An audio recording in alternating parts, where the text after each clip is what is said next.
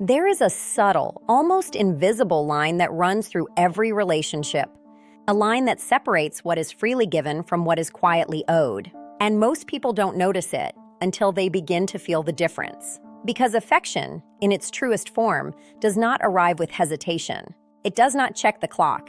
It does not ask, "Is it time yet?"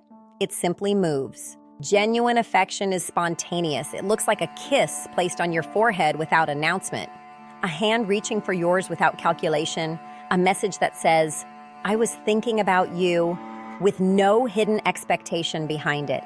There is no script, no obligation, no silent ledger keeping track of who did what and when. It is presence expressed freely. But then there is another kind of affection, quieter, heavier, the kind that arrives not out of desire, but out of duty. This is the hug that feels delayed, the text that reads more like a task completed than a thought shared, the kindness that appears only after distance has been noticed or tension has been felt.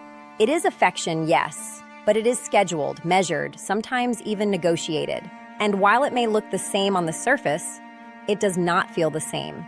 Because the human heart is far more perceptive than we admit. It knows the difference. It knows the difference between "I wanted to" and "I felt like I had to."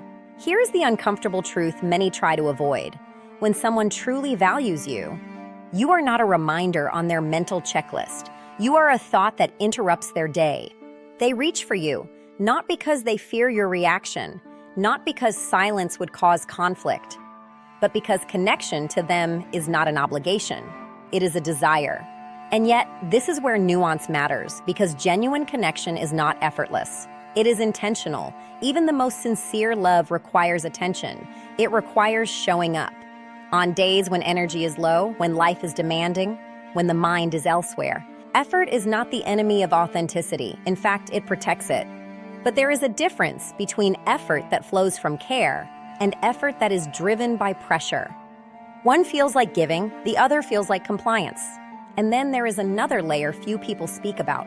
Some individuals receive real love, abundant, consistent, sincere love, and still struggle to feel it. Not because it isn't there, but because something within them resists receiving.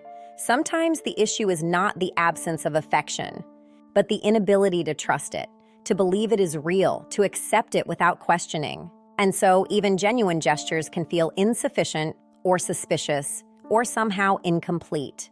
This is why understanding love requires more than observation. It requires honesty. Honesty about what you are giving, honesty about what you are receiving, and honesty about what you are capable of recognizing. Because in the end, love is not defined by how often affection appears, but by where it comes from. Is it offered freely or delivered reluctantly? One nourishes connection, the other maintains appearances. And over time, your heart will always know the difference.